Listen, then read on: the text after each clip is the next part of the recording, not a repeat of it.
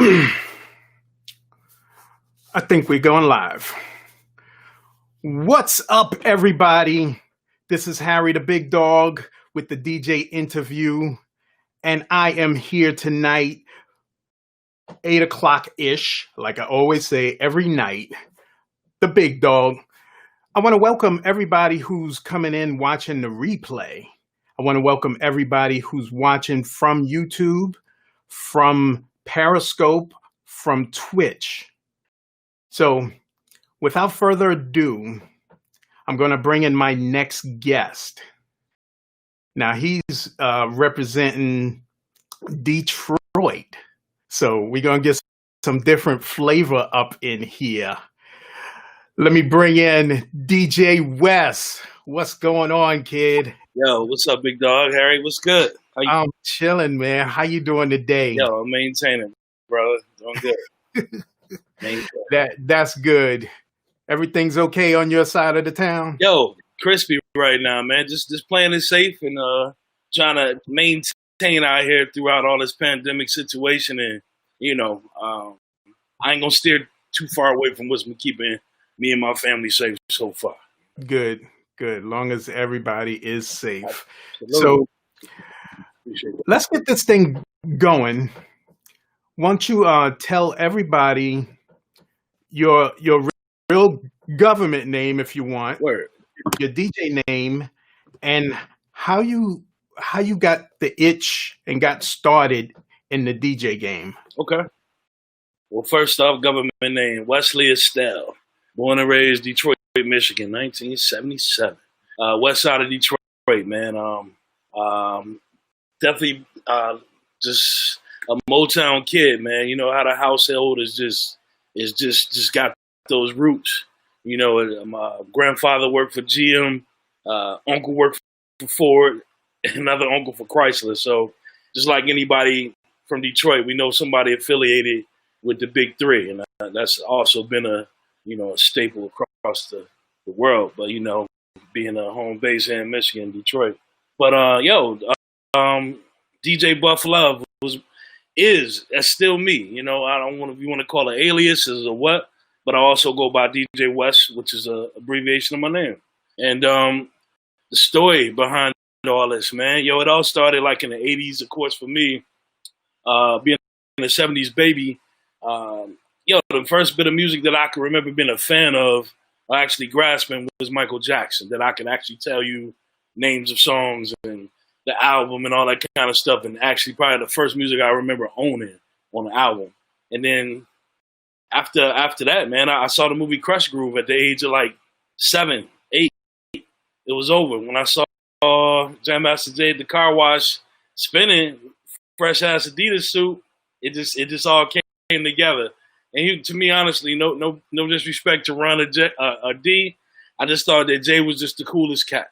He just had an aura, you know what I'm saying? But it was just real chill. And then, again, man, it just fascinated me. Like, this cat playing music at the car wash. So I just can really remember that as a kid, and just the many trips to the record stores with my auntie and my mother grasping stuff. Like, that was the thing. They put like music in my hands early, you know what I'm saying? So it was cool to have that tangible stuff. Yeah, we recorded off the radio and all that good stuff, but hip hop was starting to really become. It wasn't. I can't say mainstream yet, but it was busting down the doors, yo.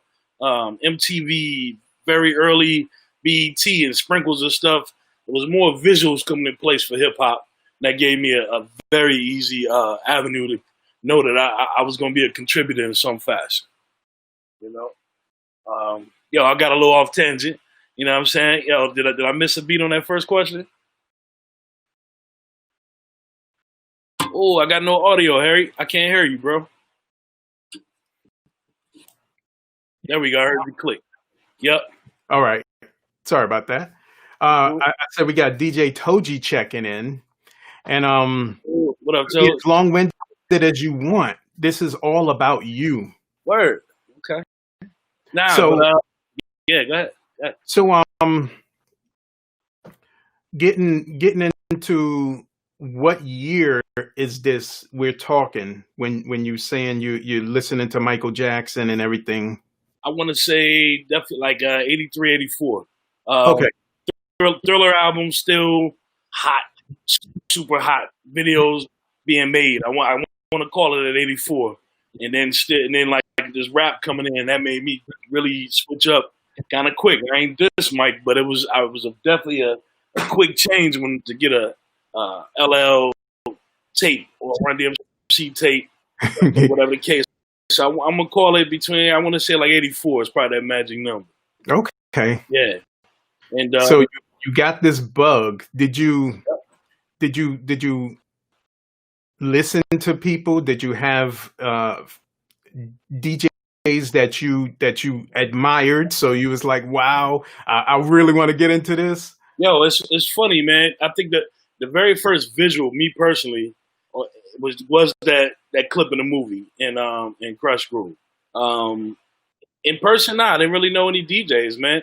My family were just avid record collectors and music enthusiasts. They bought the stuff on the regular. We had, of course, record players. My grandfather, his routine after dinner, after work, he would sit up there on the corner of his bed, right, with jazz records, and I would just see him flip. And he taught me how to flip the record. So the mechanism, I learned how it worked and stuff. You know, right. The golden rule when you was a kid, you couldn't touch nothing. You know, unless you snuck and did it. But everybody had the console, little all-in-one type joints, and that's where I got my first experience of just like really late record to needle, because I own vinyl, so I was involved. Right. That was the thing, and I respected it. I put them back in their jackets. You see my records laying on the floor, yeah, you know, like that. So I learned that part early. But it's funny, man, digging down memory lane, and I put a couple pieces to a puzzle of my memory together, man, just by moving back here.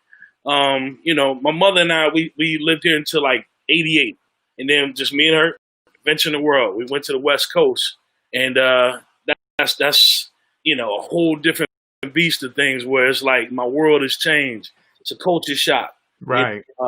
Coming out to D, 6 and Burwood, that's the west side of Detroit. And that was all I knew, you know what I'm saying? But I'm going to be able to dive back into some of this Detroit stuff, and it's going to trip you out who I saw, who was my first visual DJ, and how I had to put this together. Yo, I got a cousin through marriage. His name is Damon Weber. Mother Peggy Weber. Married my Uncle Pete, Estelle. Same last name as mine. Uncle Pete was a smooth dude, so he had a kind of a little younger. She was a little younger, about my mother's age. But long story short, we was always tight. So my mother and his mother always ran together, kicked it. So you know how you go over their house, play with your cousins. That's all it was. But I was the young little fat boy that, you know what I mean, hold the boombox. They wouldn't let me break dance, you know what I mean, because they taking up the space. The big cousin type treatment, man. Yeah. And I remember, yo, they had a really tall cousin. But as a kid, I thought he was a man because of how his height. I didn't looking at trying to, okay, yo, that kid, you know, come on, I'm a young kid. When you see somebody that's well over 6 foot, that's a man, right? When you're a kid. Yeah. And so, just long story short, me moving back here, I found out that DJ that was on the front porch with a long DJ coffin, yeah, that was Chris Webber, bro. Wow. And so Damon Weber's very first cousin. Their dads are brothers. And he's like, yeah, that was Chris and Paw Paw. Paw Paw was my other cousin. So if anybody in person I ever seen DJing, they did have a long coffin on the porch that they would always plug in. They had the 2 turntables, and they would be just kind of doing their thing. Yeah. But I could never put it in my memory to say, oh, I'm Chris Webber, because he, you know what I mean? I was a young kid, never put the 2 things together, man. But that was cool. I just thought it was cool. It was an extension of Crush Groove. Right. But then DJing really came to me, man, like I would say, like in my middle school years, like really knowing, yo, I got to get to some equipment. You know, me and my mom were living in Denver, West Coasting it up. My mother's is a woman of the people, man. I would come home from school, the living room would look like the United Nations, bro. I'm like, did you Asian person, Hispanic, white, you know what I'm saying, black, African? It was just like, okay, what's up? And it was just, I'm digging it. And my mother, so what I'm getting at, she just somehow just always with it was a part of a melting pot, and she always included us into it. And she was just all about people, but thorough people, good people. Taught me how to use them instincts and see who's real and who you need to surround yourself with and who you need to distance, friends, associates. She explained those differences to me. You understand? So her being a young, chill, jazzy, young bachelorette with a son, and when she was off work, they like to have sets. Sets, S-E-T-S. And the D, I don't know if that was just a slang of terminology back in the day. What is a set? A set is just a grown folks get together, you go in the back and play your video games and do your thing. It makes sure I was situated, but a set is just like, it can be any bit of libations, you feel me? A card game, grown folk stuff. Like we call it a house party up in the East. House party, and that's how I kind of, my dialect shifted towards house parties through the hip hop era and time. And so, and that's why I like that. My mom would love to entertain, and it'd be on a little light, chill scale all the time, nothing too crazy, but she was always very sociable. But the biggest thing about that, Harry, was music, yo. And I knew the Phyllis Hymans. I knew the Stephanie Mills. I knew them from just riding with her in the Bonneville and just, when I knew that song was about to run, she let me flip the record. That was my thing. And I would keep the vibes going. They'd be like, first exposure. Exactly. Because then they gave me the opportunity to sneak some, as my mother used to call it, LJ Cool J. You know what I mean? LJ Cool J. Yeah, set her names up, dog. But she always came back from the store with the right album for me. Right. But I would slide some in, and that was just fun how she allowed me to do that. And it was like, it felt like our stereo system instead of just this thing that you could not touch. So I'm glad that moms, because we respected it. You show a kid how to do something, you show them how it's used properly. If you demonstrate, and if the kid's really into it, you'll be able to pick up, and the kid will take care of the stuff. Yep. You can tell the kid don't give a damn. Let that first record hit the ground, the jacket be laid out. You can say maybe a little later. You can kind of gauge that. You know what I'm saying? And I think she's seen that. And I was so prideful to stand in line at a Sam Goody, wherever we pulled up at to get them records, man. Right. Yep. And so that's the middle school years. That was like 88 through like 90. And in 91, that's when the big transition happened, moving to the East Coast. And that's hence my tag nickname that I kind of developed out here in Detroit around 2010, East Coast Wes. I got out there. Dialect is a thing that we can pick up and adapt.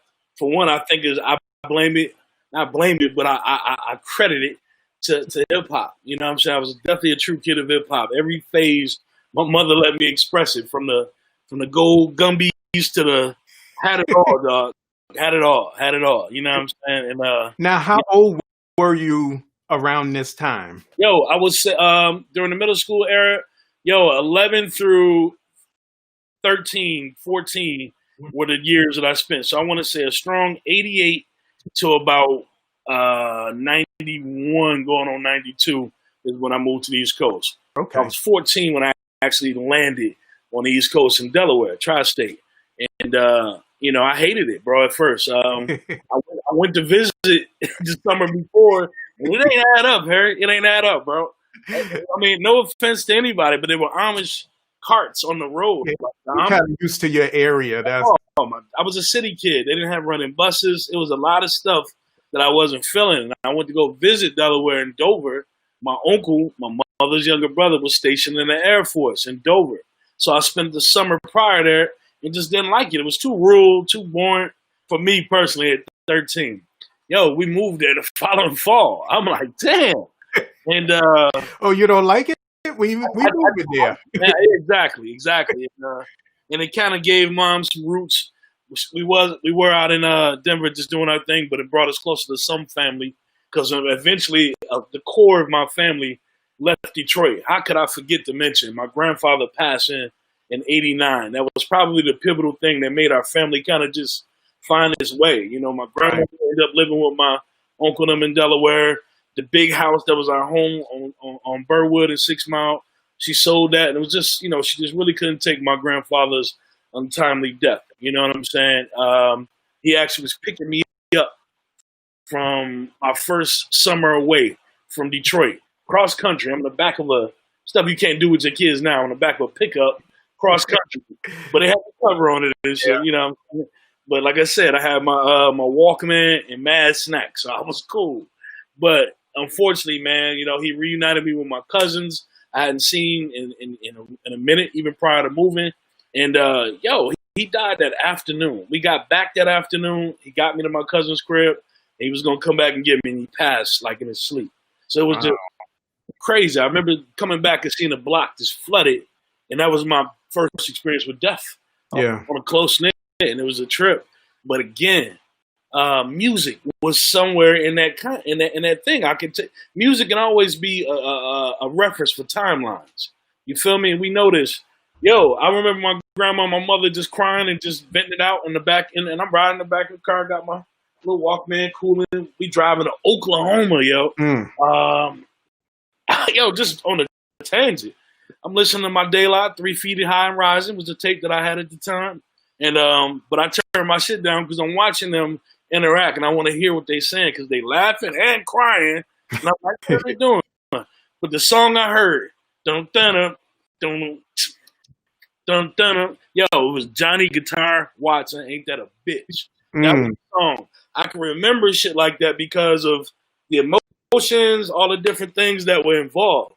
And I'm like, damn, that shit is kind of funky. And then, come on, then I become a Redman fan that uses all the Superman lovers. And that, you know what I mean? Just, I'm like, oh, shit, I remember when I was, you see what I'm saying? So music always tied together in my life. Right. It just made sense. I see them, it helped with the pain, with the family.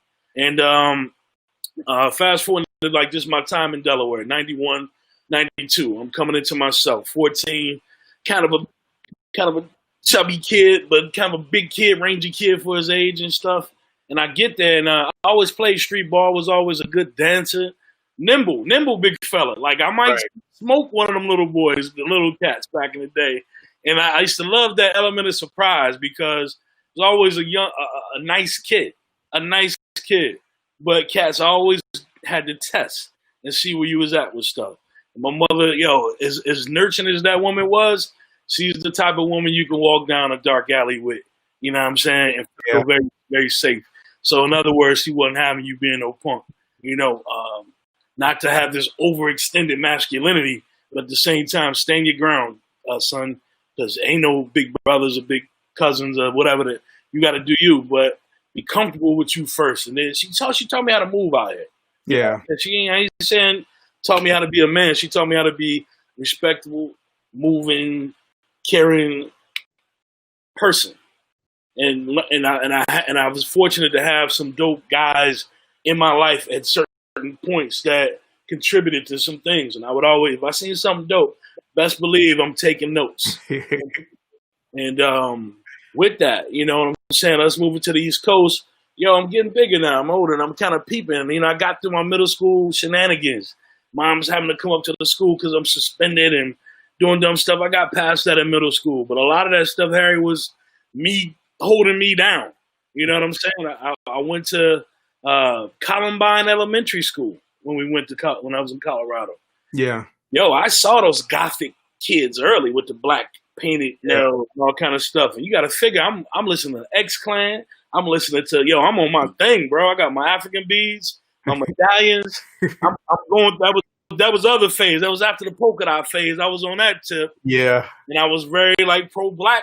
I didn't even know why, but I was, come on, man. Do the right thing. It was just too much stuff that would just have me on my thing right. And I loved all people, but I had no toleration for racism. Right. We used to see it firsthand in school, man. Where kids would call you a nigga and stuff. And I had to, it's funny. I let those words wear me out. And so I got physical with cats. You know what I mean? I wasn't for anything that hurt me. Because I'm not going to try to hurt you intentionally. Right. Why are you? And I used to probably be more upset that they took me out of my happy space, if that made sense. Because I always like to crack jokes, have fun. The music was your happy space. Yeah, absolutely. And again, I'm talking about the styles, the dancing, watching Rap City. Remember that? The change up from when Chris Thomas, and then we got, who was it after that? Joe Claire, you know what I'm saying? And it was just, there was a movement. And then the Yo MTV raps, all that stuff, all these visuals of the stuff in language, yo. Hip hop was my first thesaurus dictionary, if you will. Yo, them brothers were intelligent, man. They were thinkers. The gurus from Gangstar. Yeah. Yeah. You know, like I was in English class bugging one time and heard say the word soliloquy. I'm like, oh shit. It's like, Wes, what's up? I'm like, that's a Gangstar song. I'm like in the middle of the class. She's like, what? Gangstar? What are you talking about? I'm in this little high school in Smyrna. What gang are we talking about? Like, no, never mind. But playing the soliloquy, I couldn't even get it out. Soliloquy, it's like soliloquy. She broke it down. And remember the song Soliloquy in Chaos. And it was just like, damn, like these cats were thinkers. And then I would hear Q-Tip, the abstract. You feel me? Break a lot of stuff down. They were thinkers. You know what I'm saying? And with that, that's what my mom does. She can understand the lyrics. That's clever. I like how you said that. And she respected that early on. You just couldn't be talking that bitch, whole shit, nigga, blah, blah, blah stuff to her. She was turned off by that kind of music. You know what I mean? But she took me to my NWA concert when I was 11. You know what I'm saying? And Michael Jackson concert when I was 10. You know what I'm saying? Like, we seen some shows, bro. And it was a trip. It was a trip. De La, all those different cats. And there's just everything. And she knew that I was a kid that knew the difference between reality and just trying to live within the lyrics and things like that. She know I just kind of just appreciate the vibe. And I'm glad Mom let me be expressive and freely enjoy hip hop and embrace it and become hip hop. That is definitely good. We got international DJ Tommy Lee checking in. Word. We got DJ Mixmash checking in. What up, though? We got DJ Cam checking in. What's up, kid? Kazzy, what up, though? Very few people can say that, I think. You know what I mean? No, that's cool, man. So take us to your DJ start. Okay. You're in Delaware now, right? Yep. And go ahead.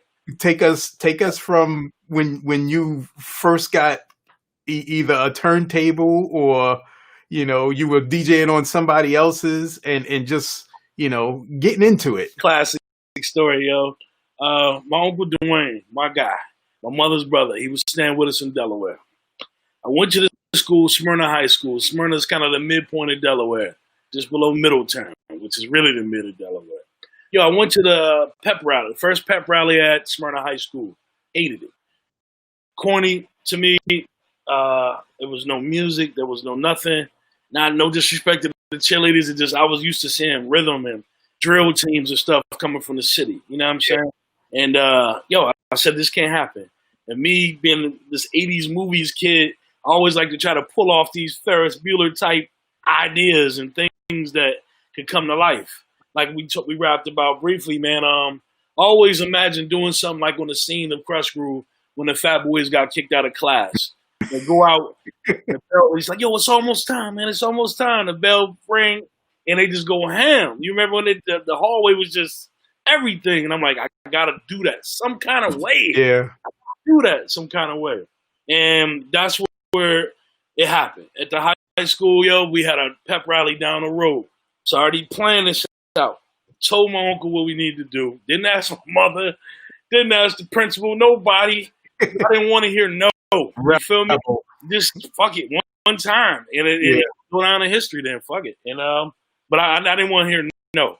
So my mom had the fat house system, yo. She stepped her game up over the years. And I grabbed a couple pieces out of JVC turntable, a tape deck. What is that? Teak? T-E-A-T? Yeah. CD player, just a little bit of everything. And mom's had the same speakers told you had. What's them boys with the red cones? And them Real House speakers. The Sherwin Vegas. Sherwin Vegas, yeah. He had the bomb ass Vegas, like the 15s in the crib. My uncle, man, I'm like, uncle, I hit him on the payphone, like, yo, pep rally 2:00, you know what I mean? Come on up. He's like, yo, you know your mama gonna kick your ass, boy. Blah, blah, blah. He talking that shit the whole time, but he brings the equipment up because I packed it in the truck already. I knew he wasn't gonna do all that shit, so I packed it in the truck that night. He dropped me off in the morning. I went over the plan again. You know, so nigga, I got it. Get the fuck out of school. So I go in there. I call him around lunchtime, like, 2:00 is when it starts. Let's try like 1. Yo, I skipped the class. Pull up. This nigga got a 40, bro, like in a brown bag, like normal, talking shit. Yeah, blah, blah, blah, blah, blah. But I'm like, yo, don't drag the equipment on. And I'm telling him how to carry it. He helped me carry it into school. Yeah, he still had the 40 when we went to school, bro. Mm. We go in, and I set up stuff in the gym.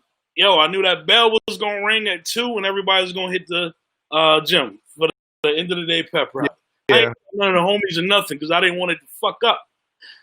Yo, first song I played, that bell rung, dog, was Footprints by a Tribe Called Quest. Uh-huh. Cats is like, what the fuck? They running in the gym. They just going ham.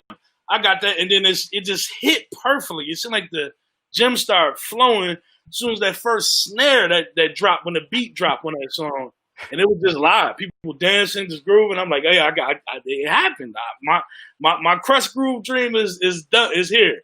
Even if they shut me down right now, I pull this shit off. And they just looking like, what the fuck? And I'm kind of a new transfer. Yeah. And they like, this kid, like, and they just let me finish it out, bro. And so I DJ'd the pep rally and would just come down in between speeches and just made it a vibe. And then a new thing when cats would come out, and then they let me do it for the rest of my high school career until I graduated, bro. Wow. It was an amazing thing. So big ups to Mr. DeMedio, the principal, and my man, Dr. Quarles, rest in peace, man. He said, man, this shit, man, was, I don't know what to tell you. You back, fuck it. I said he was a cool vice principal, a brother, Dr. Quarles, and he kind of whispered that in my ear and shit. But you know, you going to have to help clean up all this goddamn confetti and shit, right? I'm with it. I'm cool, Dr. Quarles. So I was there for hours in there with the push broom, helping the custodians get all this confetti, and just good time. Well worth it, Harry, man. So my first true introduction to publicly DJing besides my bedroom, yo. And made new friends and stuff. I wasn't but about 3 months at that school and just wasn't having it. Like, yo, if this is what I'm gonna be for 4 years, this shit gotta get live. Right. Live. And we continued it. The records, the Ed O.G. and the Bulldogs, I gotta have it.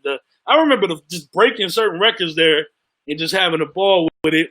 And it was just automatic. And then from there, took my shit down to the dorm, played football, played for a small school in Dover called Wesley College, and there's I had my stuff set up in the dorm room. You know what I mean? Just for the vibes.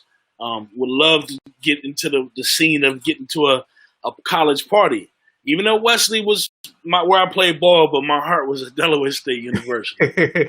Delaware State was the pivotal joint for anybody black.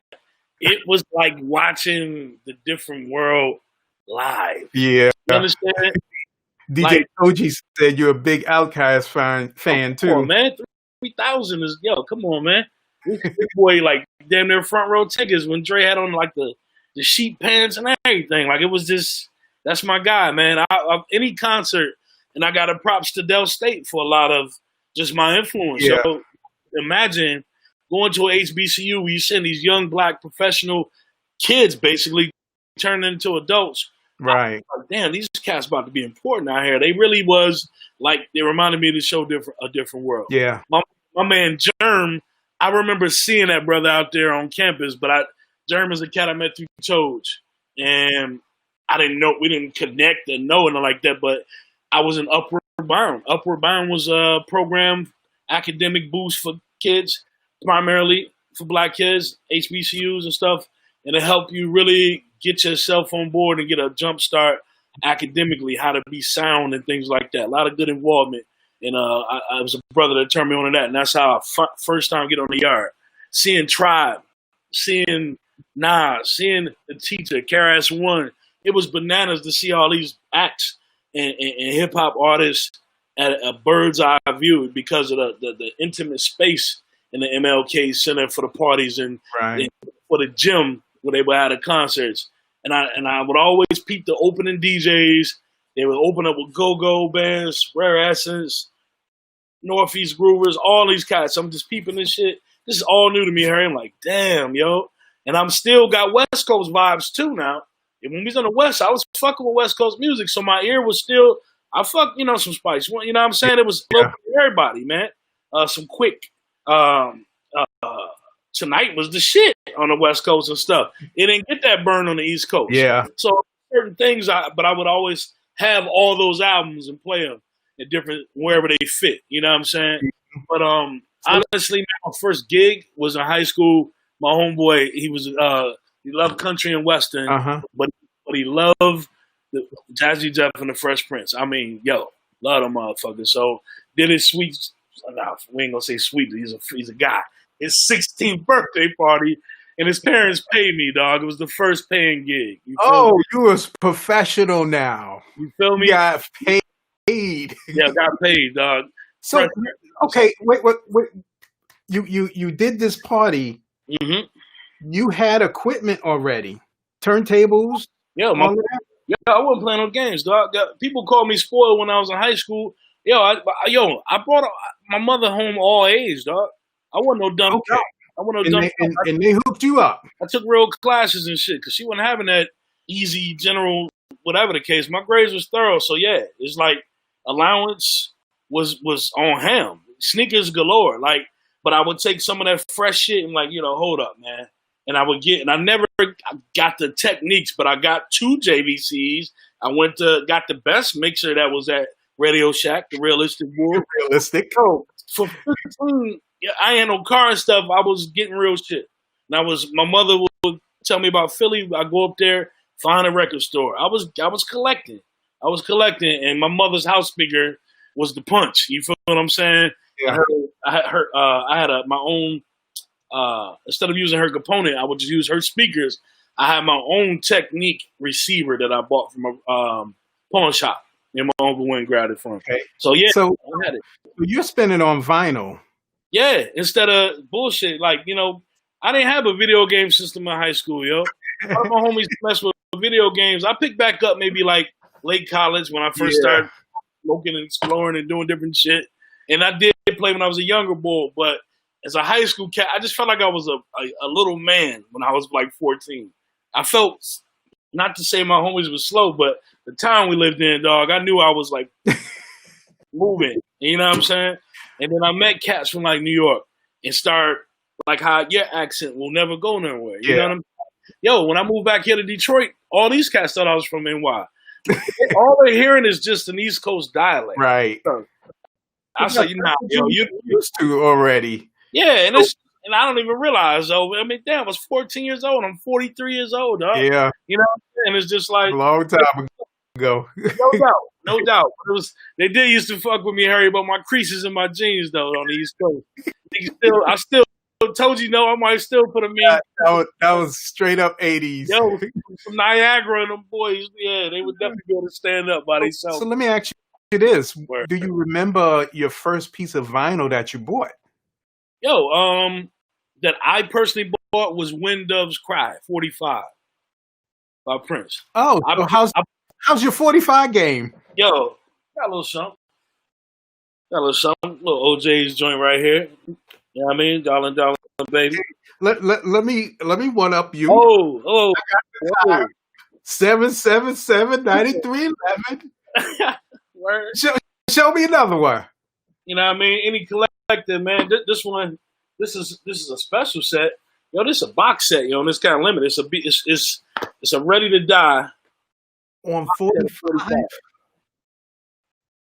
I saw B put this joint up a couple years ago. Listen, every single, it got the red, the white, and the black, it's bananas, yo. This is the whole Ready to Die box set on 45s, yo.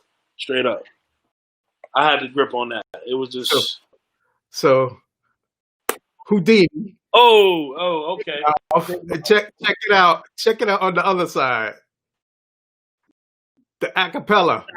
So you can get funky with it. Funky. Got a little wit. Got a little fly with it. Oh, yo. All right, so DJ Tommy Lee said Biggie or 45. Yo, that's hot. Yeah, it's hot. This item because I ain't never seen nothing like that. Listen, they red and white. They pretty, bro. They something else. but I saw it on Easy. Big up to Easy Mo B. I seen it on Easy Mo B's page. So now you have these to put on them. Oh, the adapters. Oh, that's a must. I got somewhere. Yeah, no doubt. Got to have the adapters. No doubt.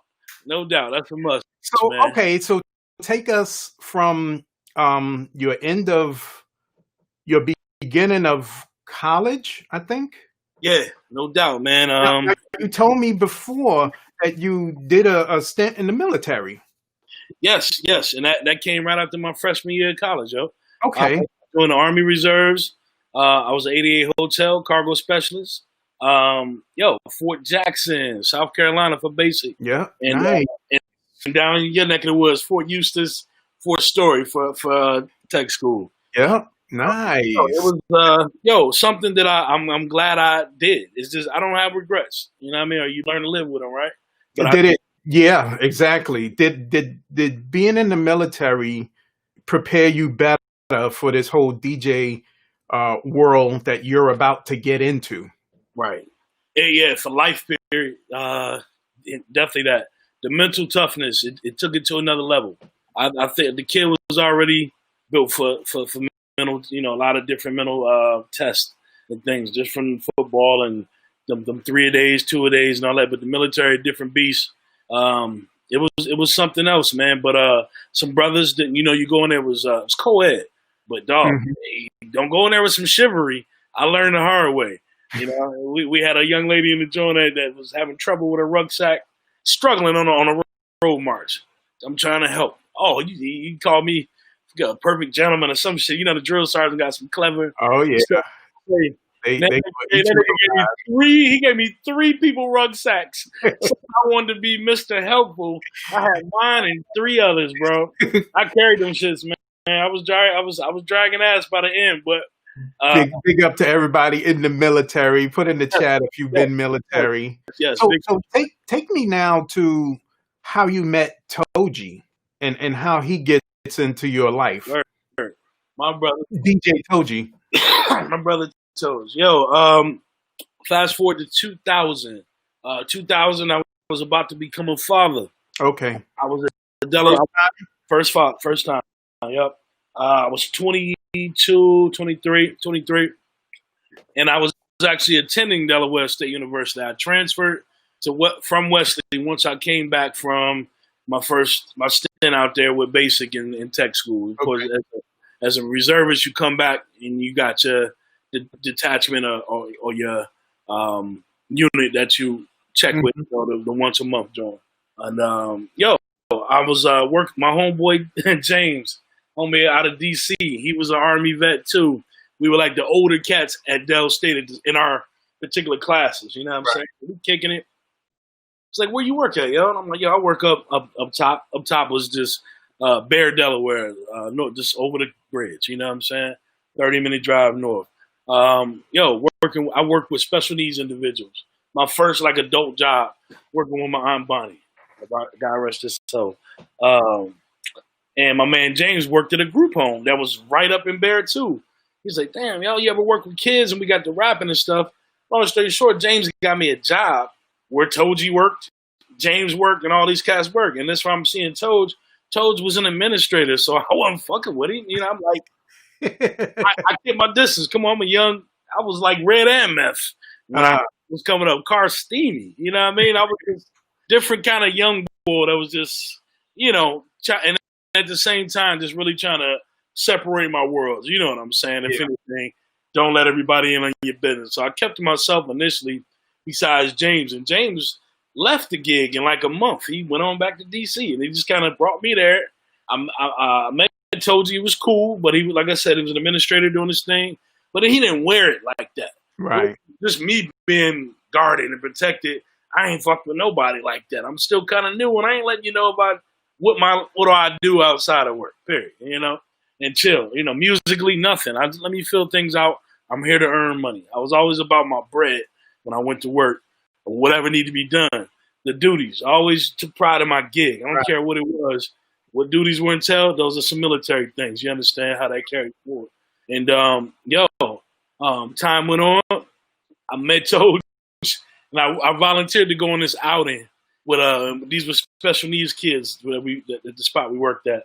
Yo, Toes ran all that. He orchestrated. He was in charge of all that stuff, and they needed some more bodies for just supervision and bet. I'm like, I'm bet. Yo, we went to Great Adventure. It was hot as hell, Harry. Yo, I'm trying to be ultra smooth and shit going to Great Adventure with this, like, it wasn't silk, but it was like, nah. it wasn't go to Great Adventure shirt. It was more like going to get a drink out at the bar type shirt. I'm a big fella, well over 300. Hey, sweated that boy out. And first thing Joey's like, shit, raspy voice, shit, I don't know if they got a big and tall right here and shit. That shit was just so funny on the van. And I just had to laugh. I'm like, oh, so you got jokes and shit. He said, nah, I'm being serious. I know we can't pull up at Kmart and get you a t-shirt. You know what I'm saying? So my nigga was always straight up, no chaser, as I say. You know what I mean? Just he knew we needed to go to DXL. We could just pull up anywhere to get me a new shirt. So anyway, we stopped in Willingboro, man, and there was a record store there, and I started peeking real quick, and our relationship started to develop. I think he probably just peeped that I was into music, and I bought this dual CD player where you can just kind of, it was the introduction and stuff, just to kind of get back into the mode. With sports and military, DJing was out of my life for like maybe a couple years. Did you take a break from the music part when you? I wanted to be a pro football player, and I was like, I know I went to a small school, but the plan was to like be good there and hopefully get a shot. You know what I mean? I went to where I was wanted. I wasn't heavily recruited. I didn't play football in my life. Just a few years, picked it up good enough to be recruited at some small local schools and got down. And, military, it just changed my perspective with traveling and seeing the world. I didn't know quite what I wanted to do, Harry, and I just kind of got back to music to feel grounded. And, I started making these little mixtapes, little CDs at the time, and the CD burner just came out. Got me a burner. And I would pass them out at the job. My past told you a couple, and he gave me some dope feedback, and it excited me. I'm like, damn, that's cool. I still don't know his history with DJing at the time, like the DJ Swifts, who I knew of DJ Swift. I didn't know Toji. I don't know if it was just the age time or whatever, but Swift is who I connected with as Delaware State. You understand? Yeah. And going to them parties and stuff.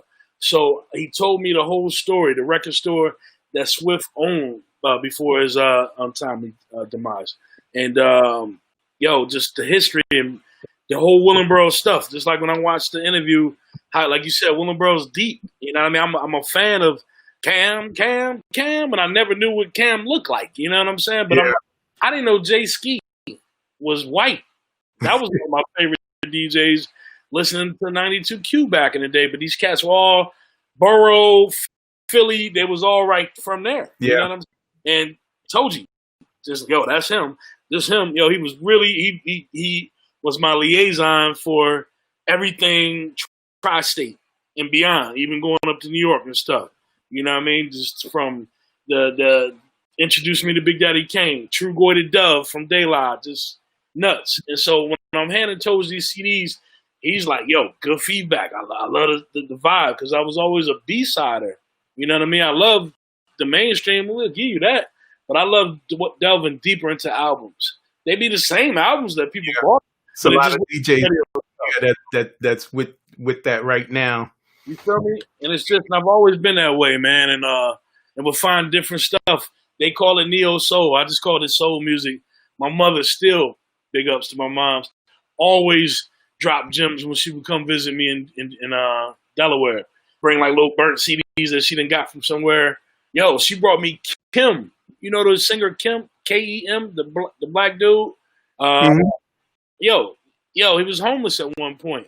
She bought his CD from him while he was homeless and selling them on the street and street performing. And she gave me that a copy, but it was re-released as you know what I mean? Yeah. Chemistry was the name of that joint. But I was throwing them type of joints on my little chill CDs. You know what I'm saying? I had the Cool Out session, which is kind of a pretty much entitled Cool Out, whatever. Do your thing. If you just just maxing. I always like to max and cool out. one of my phrases, and I just named it that. Hip hop culture was my other joint. It could be anywhere. I told you I fuck with West Coast stuff from the South. My man Scarface. Damn, got a chance to meet Scarface on a real cool tip out here. Everything East Coast though, I ate it up because New York was hip hop. Yeah. Everybody's eyes, even though it was being done and practiced and everywhere else, the Mecca. Come on, yo. You know, it's like you can even tell from like the breaking movies from Beat Street to breaking. Breaking was definitely the pop side of shit. Beat Street was gully. You know, it was the realness. I told you, but he challenged me, yo. He's like, okay, I hear what you're doing with this stuff, yo, but now it's time for you to bring it with the wheels. Incorporate this, what you're doing, with the wheels. And I was like, okay, bet. I didn't have turntables. I went out and bought another set of turntables. But before I bought them, I went to his crib. He invited me to his apartment in Dover, the legendary apartment in Dover, yo. Town Point, dog.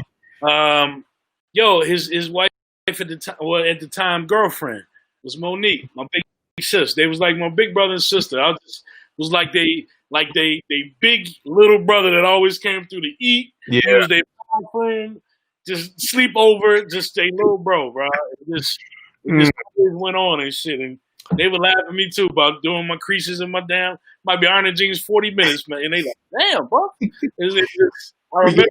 We got in the chat.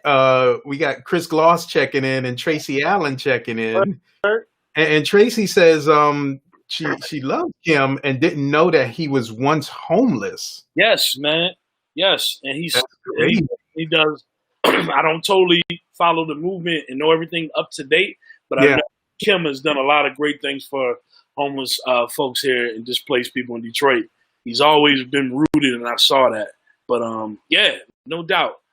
So mom sprinkling stuff, Told you telling me to elevate, get off them CD joints, and let's bring it to the wheels. And I explained I didn't have any turntables, but I still had some records that I held on to, whatever the case. Going through, right? He wasn't spinning, man, and he was telling me why his turntables was put up at the crib, and he was like, "Yo, man," he broke it down to me about the loss of his man Swift, and that took a lot out of him, man, and just probably other things.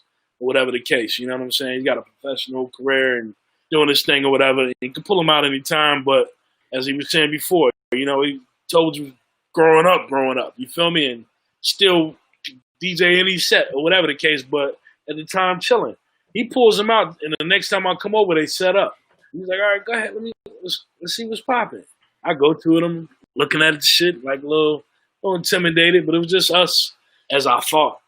You know what I mean? I'm sitting there playing and stuff, sounding terrible, but just feeling loose to do whatever, trying to get warmed up, trying different stuff. He's showing me how to catch doubles, how to just fundamentals, dog. It was just crazy stuff. I told you my things were always mismatched until when I bought them, my stuff was simplistic. I just go from left to right, little baby scratch, nothing else. You know what I'm saying?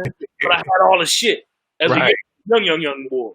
You know what I mean? And they knew I was in. They used to fuck with me. It was like, you whack. When I was like 14, 15. I'm like, nigga, you don't even got a boom box. You know what I mean? You gonna sit there and whack. Look at my investment behind me. And they would shut the fuck up, man. Not to be some arrogant shit, but I ain't play that shit, yo.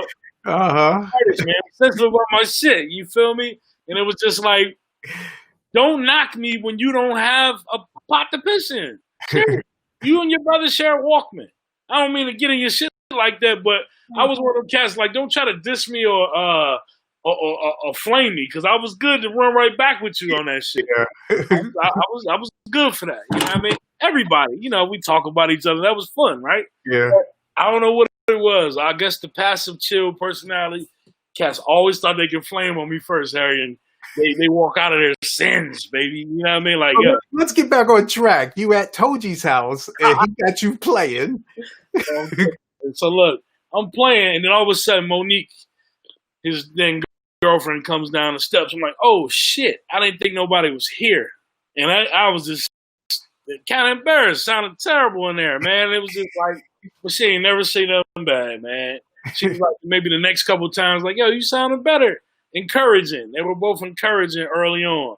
So that's why I would say I got warm up to it. I knew need to step in and get my wheels. And I grabbed my wheels and just started progressing and just worked on the things and fundamentals that he showed me, you know. Right. Then I met other DJs, DJ Travis, aka DJ Echo. And he taught me how to transform. Toes taught me how to cut, you know, and to beat match and to or whatever, you know what I'm saying? Just the whole controlling that vinyl and taking care of business. But most importantly, man, song selection and delivery is a lot that I picked up from Toes. I would very much say kind of emulated his style in the beginning, you know, it was just because how he used to drop shit, it just, you know, like how the parties would drop where it was just, whoa, to get that reaction. I'm like, I need that fucking reaction when I drop records. So I would just go about it, and I would just I mirrored a lot of my stuff, building crates, doing crazy parties with this cat, always opening, playing my position, yo. That's one thing about me. I was a young boy that knew how to play his position and was definitely down to if you say go, I'm going to go. If you let me loose, I'm going to go. And there's some couple of times he let me do my thing.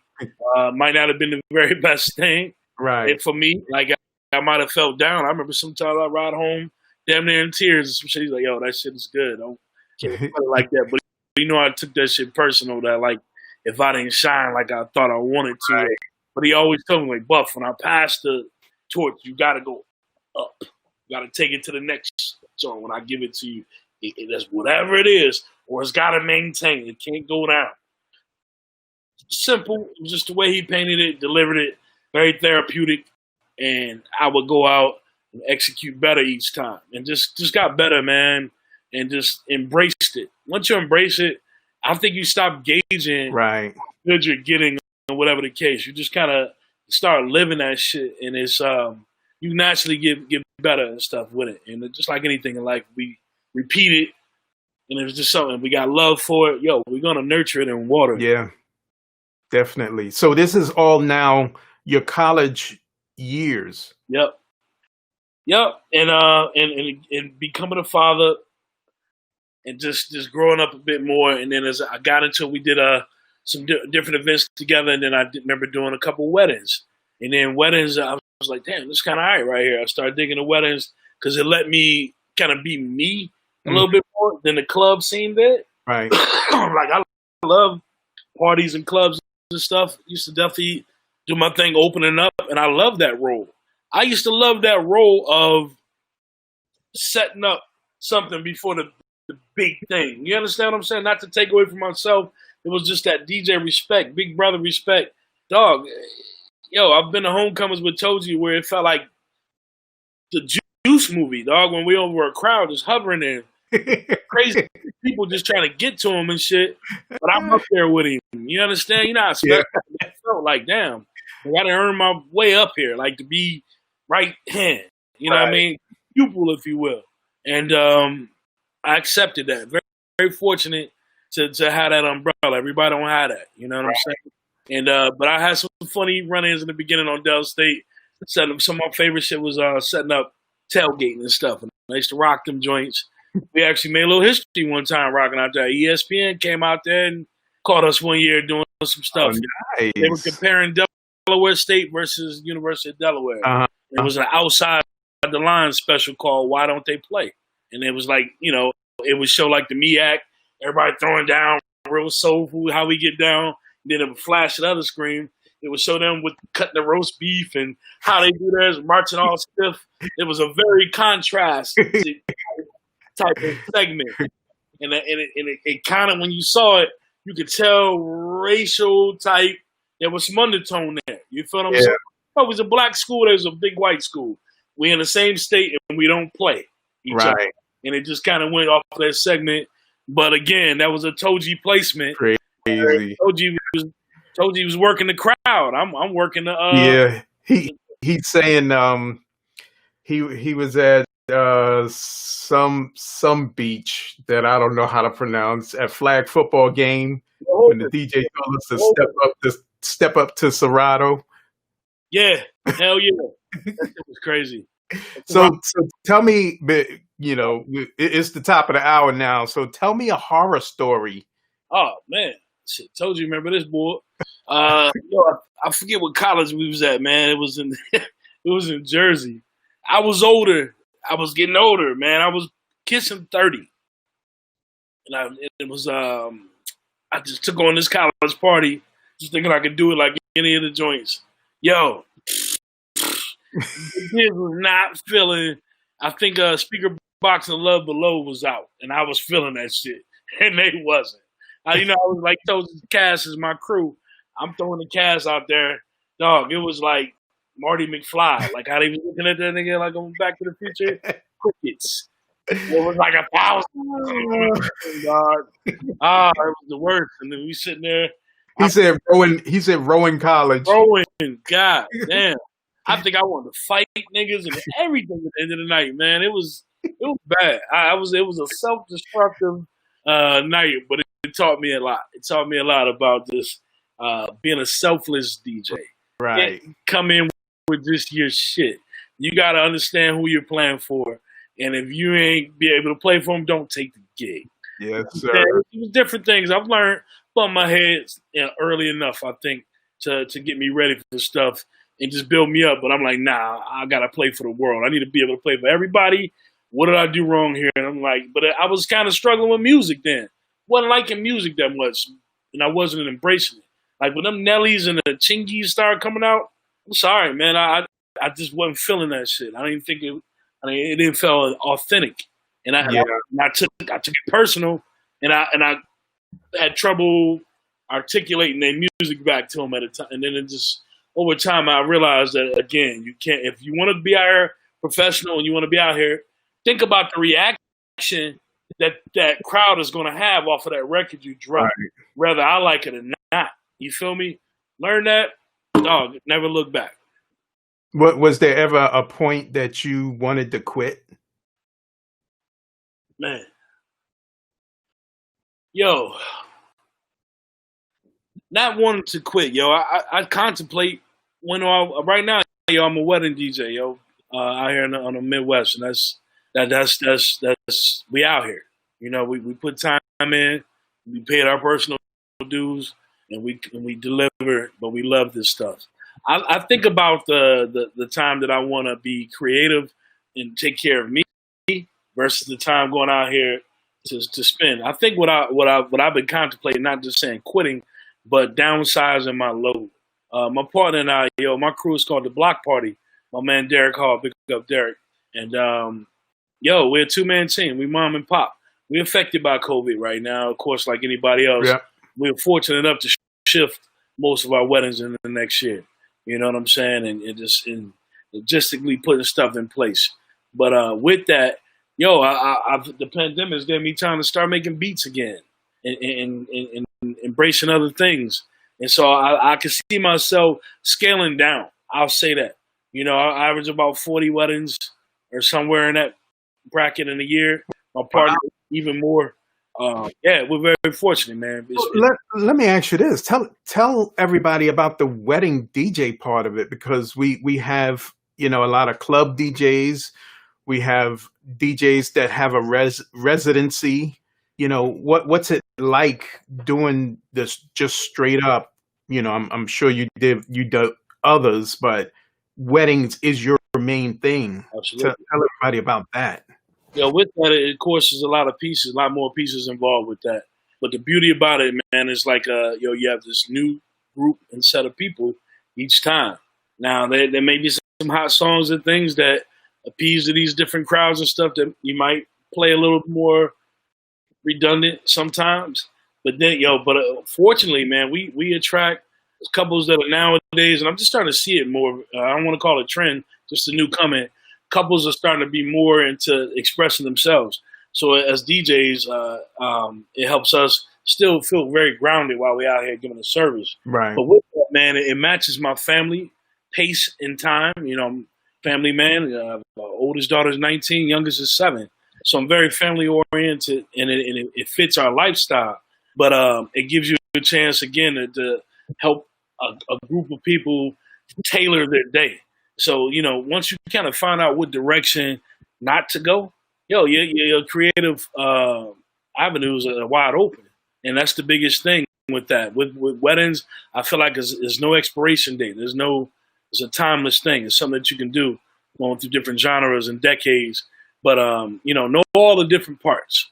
Don't just MCing is a big deal. You see how I run my damn mouth, and I do got some vibes over there, a little Henny and all that. Give me a little extra burn. But all my people that know me I like to talk. Right. But there's a balance. There's a balance when you're out there with people. You have to have a strong connection with the crowd verbally as well as with the music, for sure. And, handle ceremonies. Don't take on shit that you can't handle, or you're going to have yourself out here looking stupid, and you can't retract that. If you're getting 40 a year, then you must be doing something right. Y'all must be doing something right. Yo, and Derek might do 50 or so, man. It just depends on what he wants to do. If he wants to chill, and he'll be like Friday, Saturday, Sunday, but we both want to also still have that balance with life. Yeah. The thing about it, man, is just just care, man. Don't go just for the dollar. Don't try to book every event for the dollar. Make sure you fit with your couples. Yeah. Make sure they fit what you're looking for. That's key. I don't want to leave a bad taste in nobody's mouth, and that's how you do that. DJ Tommy Lee, he's asking, where do you get your weddings? A wedding expo, or where is it a lot of word of mouth, or you guys advertise strictly for wedding DJs? Yo, tons of word of mouth, Tommy. Tons of word of mouth, and that's a big deal to us, man. For other vendors, whether that's a photographer, videographer, planner, whoever, to recommend us and send couples our way, it's the biggest compliment, because these are very talented creatives as well.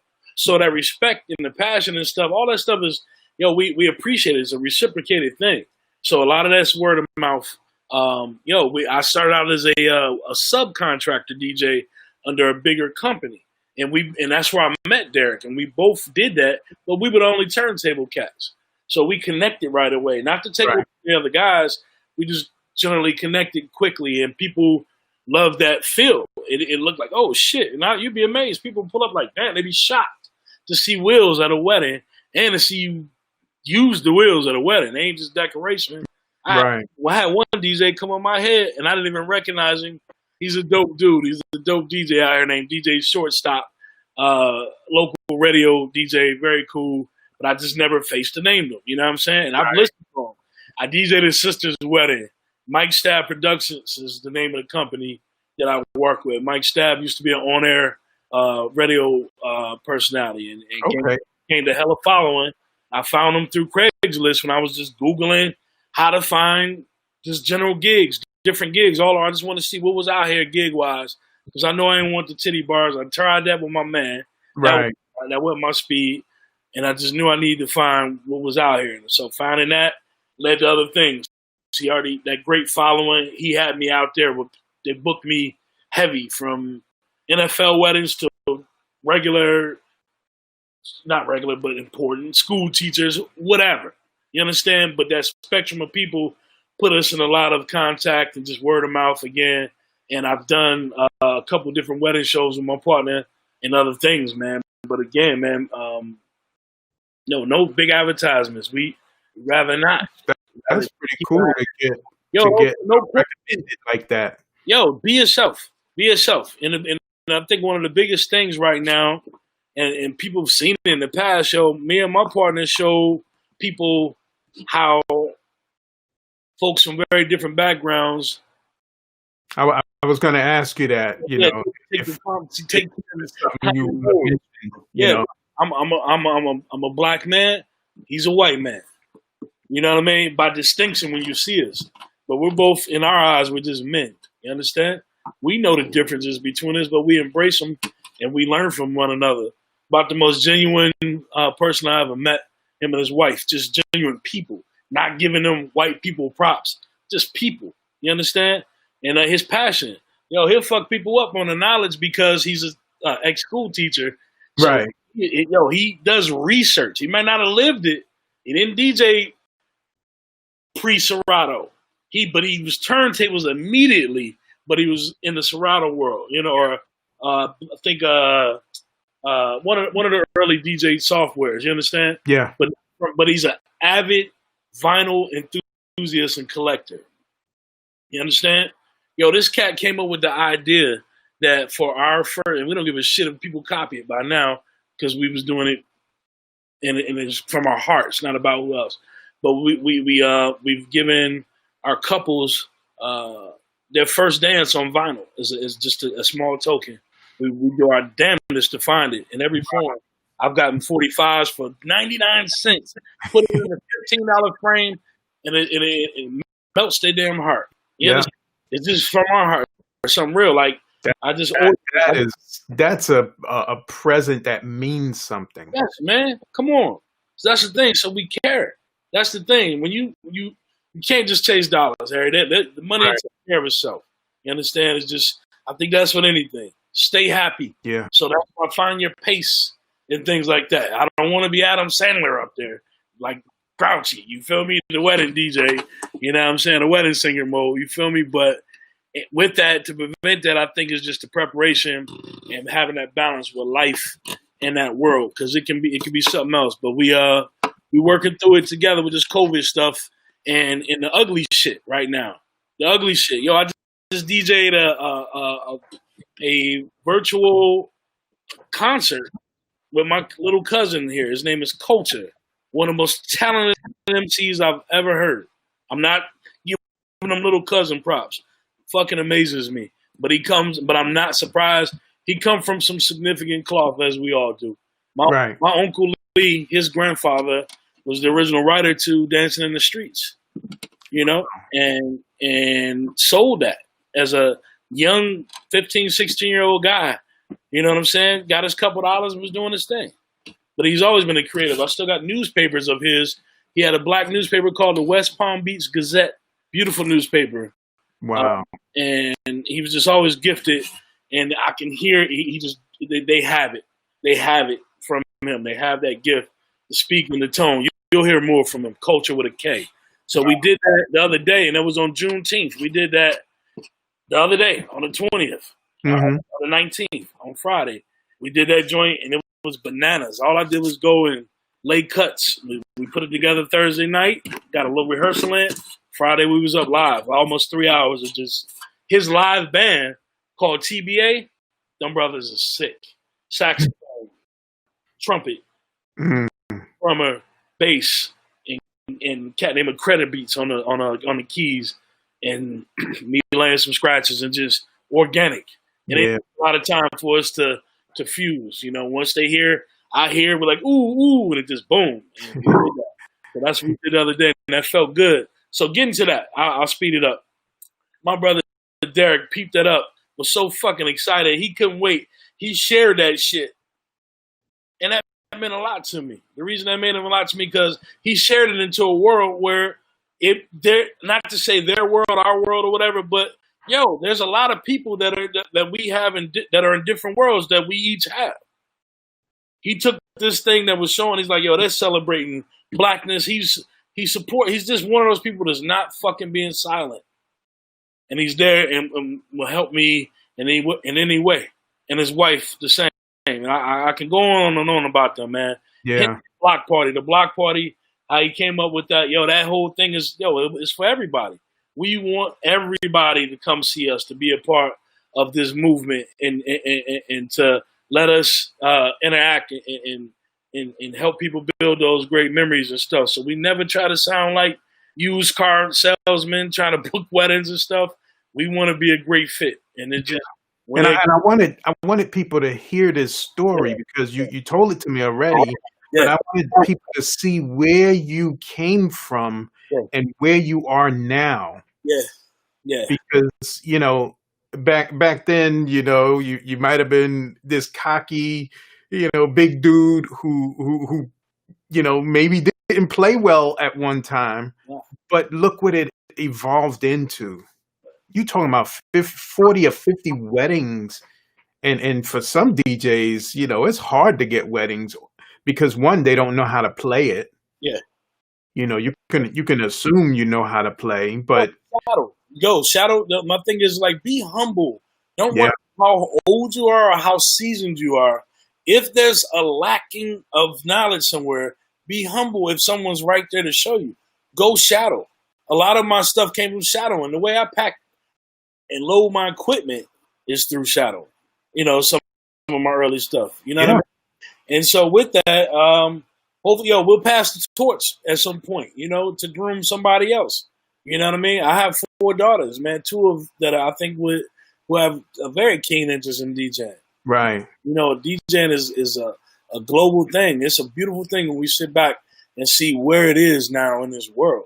You know, that's one of the reasons why I created this community. Yeah. You know, for exactly what you just said, to help out, to pick up where I may be lacking. Word. You know, Tommy Lee was asking about how do you get weddings? Yeah. You know how to get them already. You have to link up and talk. There's plenty of work out here for everybody. As Jazzy Jeff says, die empty.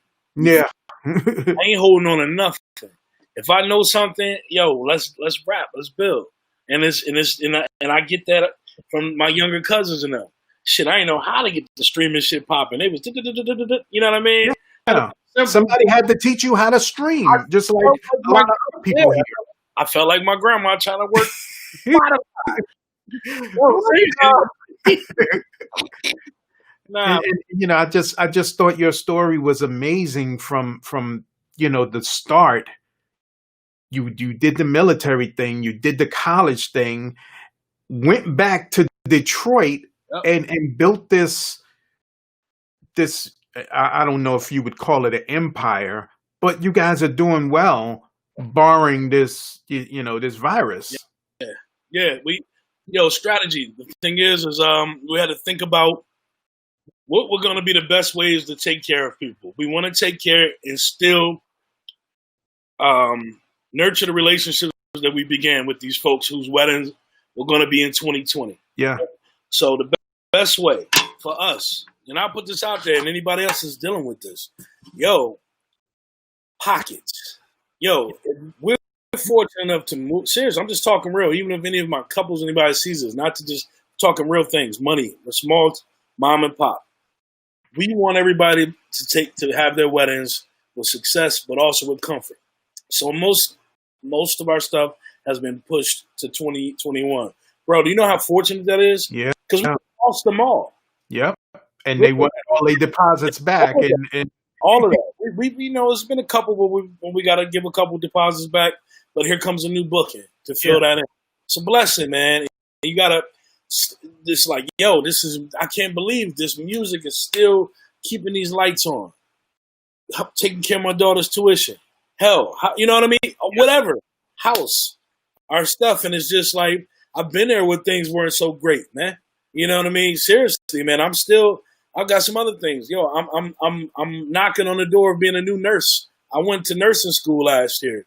Okay. LPN program and graduated. Wow. And now thank you.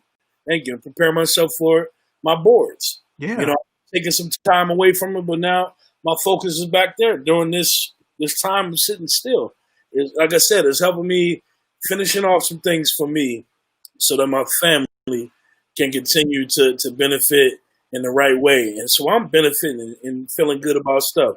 The hell with the robotic stuff. If anything in this pandemic is putting me back on plane with a lot of my creative juices and flow, simplicity. I put a damn basketball court up for my kids and soccer nets and things I needed to slow down and do any damn way. Right. You know what I'm saying? And become their teacher virtually through school and stuff. A lot of connecting and it's been a trip. So just trying to take the good with it, but with your couples and things, getting back to that, man, I can get on my tangents.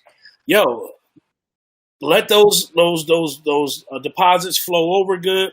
Just don't worry. You're not gonna get this year's money. Look at all the different stuff. There's unemployment for people that are gigging. Yeah. People that have an LLC. You got to look into that stuff. It's about to end soon. From what I hear, the extra 6 that they're giving cats. They are. You got to at least try. All you can get is no, right? So some people feel like they can't qualify. You'd be surprised at what's there to take care of you as a freelancer or whatever you want to call it. Self-employed, period. So there's ways to sustain. I've got a deposit I'm sending back today. No, it's not the most fun. And that's the right thing to do. You No, don't they commit can't. somebody if that's what they want. You go ahead and honor it. And hopefully we can play for them down the road or somebody else. So the thing is, Because they know you now, and you don't have any issues. And just be of the people, man. You can always make your money. You know, I ain't gonna front. Might have stung a little bit in the beginning, but my partner, we have great trade-off when we talk. There's understandings that develop. He can understand like maybe something I might have been feeling that he didn't know. Right. My perspective, and vice versa, or some clarity that comes in between. Conversation is one thing. You know, we do this to get to establish times to do this. You understand? Because there can be. That's what clients and everything and stuff. With your clients, be clear. Set up times to do this or this, what we're doing on a virtual tip. Connect with them. Yes. Be you. Find a quiet space. Be uninterrupted. Give them your undivided attention. Definitely. Natural, man. Yo, they're gonna, you love me or not when you meet me and stuff. I had one couple, I ain't front, shit. I surprised the shit out of them when I was black, I think. When we met. I'm dead serious because body language is, come on, nonverbal communication is louder than my ass right now. It is. Feel me? Like, oh shit, yeah. What up, though? That's what we say. But for real, is treat people with respect and just be yourself and think about longevity, man. Don't think about just a quick dollar. None of that cutting stuff. Yo, I've had to tell a couple new DJs. I know you and Toes talked about some new DJs coming in and stuff. Mad respect. We need that. Somebody's got to carry the torch. Who the hell? Who am I to be mad at a young DJ that don't know the vinyl era? You know what I'm saying? Teach, explain. Maybe they'll dig. Maybe they'll start getting vinyl. It's quite a lot of them out there that came up in the digital era. Yeah. Yo, and then guess what? Them digital era cats teach the old dogs some things too. Right, because they used to the technology and they can show you faster than you can sit there and learn it on your own. Sometimes and that can be very valuable to me. You can give them something as valuable as etiquette. Yes, etiquette is huge, and a lot of cats don't have good DJ etiquette. And I had to tell my man, I was like, "Yo, change your business cards." You're like, "Huh?" Like, change your business cards. I'm just saying that as a friend, yo. Yeah. This guy was telling, if you book each paid, it was just too much. He's basically just saying like $50 for referrals. You send somebody away, I'll give you $50. That's you tarnishing some shit, man. You don't understand what you're doing, man. I got to pull you to the side. I want you to come in the right way and stuff, man. For one, stop fronting. A lot of stuff. Seriously, I'll never put the gentleman out there. I tell them all that stuff on Instagram. Take that shit off Instagram. Stop doing this and that. This guy was so worried about how he was looking on the video. This is the point I want to make about new DJs and stuff. Worry about them damn decks and what you're doing and what you're delivering out there. Not how you look in selfies. I don't have time to take selfies when I DJ. Fucking DJing, bro. That's why we got friends and photographers. Exactly. I love taking cameras, pictures with anybody and of anybody. Right, you feel me? And so my man was like, dog, he was doing this like wiggy. The tone arms were locked and in place, and he's just kind of circling back on both turntables at the same time, just kind of emulating like he's playing his music. I'm like, that is the wackest shit I've ever seen, dog. Man, you for real? I said, nigga, I wouldn't have called your ass. Take that shit down, man. Let's start slow. But I understand. But I love this passion because he bought a lot of records. But slow down. He bought I used to work part-time at Guitar Center, bro. You know what I mean? A little hustle. Yeah. To be like, yo, I want to be a DJ. Tell me what do I need? I'm like, dog, you should know that already. You know what you need. I knew what I needed at 13. I mean, seriously, not to belittle them. Right. I'm like, I don't want you to overspend. And I want you to, it's okay. But it's good that you was there to show them. Yo, show them. Listen, I might talk that shit, but I'm going to explain why I'm telling you that. Yes, I'm not gonna just talk trash and just leave you there. But yo, just be in it for the right reasons and shit, man. DJ Cam said, "Say word, just DJ first." That's the man that told me to step my Serato game up. I tell him that shit all the time. Yo, I was playing Renaissance Rap Remix by Q-Tip, and that shit was banging. That was banging. Niggas like, yo, that's that shit, but step your Serato game up. He said it just like that in my ear as I was getting off. It was like a high five with a pluck over here, like at the same time. right here. Like I loved it. I got my Serato game up. You feel me? Those are things you have to be able to receive that shit. You got to be kind of coachable in this game. Yeah, you do. You have thick skin. You got to be able to bounce back. You got to be resilient, and you have to be able to accept things. And you got to be giving. You got to be giving, man, because you playing from your heart and your soul. I hope. Yeah, where I come from, and that's why things are what they are. Not in an arrogant fashion. Very confident because we put time into this stuff. It's a fine line, but yeah. And we breathe it. Like I said, right now I ain't, like I told you saying, it's hard to set up. I thought I was gonna have my shit all set up and stuff. Like, yeah, this shit gonna look fly when me and Harry talk. Man, I'm still in the cart from when I did the concert last week with the young boys.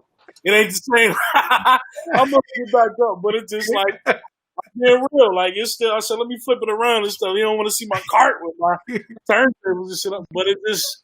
I'm very happy. See, that was all behind the scenes. That's all behind the scenes. It's all good. It's all good. So let's start wrapping this up. I got a final question. What do you tell, or what advice do you tell a new DJ just coming into the game? They don't have no connections. They're fresh into it and want to get started. What advice do you give them? Yo, always know your worth. Know your worth. It ain't gonna start off on the top. You gotta know that. Remain humble. But do your homework. Do your research. Seriously, man. And understand if this is gonna be determined if it's gonna be a hobby or a lifestyle. But whatever it is, be a contributor and not a taker. Simplistic, man. Simplistic, because I can't tell you what kind of DJ, how to DJ. When I moved back to the D, cats were like, damn, where you from? Because they were seeing my shit as tri-state influenced. How I kind of blend and different things and mechanics and stuff, where it's different than the typical Detroit DJ Butter, DJ House Shoes, to name a few, my man DJ Infrared. But the same. The passion's there. You understand? We all, man, Don Q. I can go on, man. It's some cats out here. Trickster. You know what I mean? It's a lot of cats. A lot of cats. We can go on. But when I'm getting at for new DJs and stuff, man, remain passionate. Stay true to the game, man. But, humble yourself, man. Don't come in here wrong. Don't come in here wrong. Anything new, do your research and stuff, man. Ask questions, man. It's important. Because that's the best way for them to preserve the art form, Yeah. And just take it to the next notch. It excites me to see these early scratchers. Yeah, all that advanced stuff is beautiful. But, can you deliver records? What's your selection? Like, blah, blah, blah, all that stuff. Can you read a crowd? A lot of my very important. A lot of my crowds are Caucasian and different races, and I've Jewish weddings, Middle Eastern weddings, our weddings, soul weddings, black, everything. Everything. And it's crowd reading. Take care of the people and stuff, and just don't be selfish when you're out here. You learned that the hard way. Yeah, absolutely, absolutely. When you're giving a service, man, that's the part where it's a bigger spectrum, man. And just don't stay in one box. Explore, but at the same time, man, have fun. Have fun with it. Seriously, it's just like football and basketball and all those sports and stuff. Sound a little cliche, but seriously, the shit ain't fun, bro. You're gonna have a hell of a time with it, man. Just so have fun and stay true to the game. Best way you can do that is just to always learn, always be open to learn and share what you have. Wow. Thank you, sir. Yo, this was dope. This is dope. Thank you, man. You helping me, like, it's therapeutic. You feel me? It really is for a lot. I've been getting a lot of good feedback about it. And, this is episode 25 I done did 25 straight interviews, Right. and we still got a few more coming up. So Right. if you're a DJ, you know, come into the group, request to come into the group. You know, we have a community. It's not the biggest, but it's getting tight niche. Okay, that's what's up, and it's gonna build. And it's gonna build. I'm not looking for thousands of people who's not gonna do nothing or contribute. I want people that actually that you can reach out to and be personable with. Yeah, substance over. So yeah, Big quality over quantity. Quality over quantity. There we go. Well, So DJ Wes, I thank you much for joining us again, and can we look forward to seeing you in the future on another future episode? absolutely, yo, big dog Harry, man. For this is unreal. Like, hey, what can I say, man? One love, the big dog. You holding me down, definitely, man. I'm always would come and love to share and go down some of them funny stories. Got some hilarious joints too, but I have to bottle this up, man. Yes, sir. But right now, I'm gonna get to my creative flow and enjoy the rest of my night, man. One love. Harry. All right, thanks, bro. Peace. So once again, we have closed episode 25. Can you believe it? Like I was saying earlier, if you're a DJ and you want some community, come join our group. We're a real tight niche. We have all types of DJs, and you know, we just all get along. Join us again tomorrow, 8ish, and we will have another DJ interview. I'm Harry the Big Dog. Have a great one.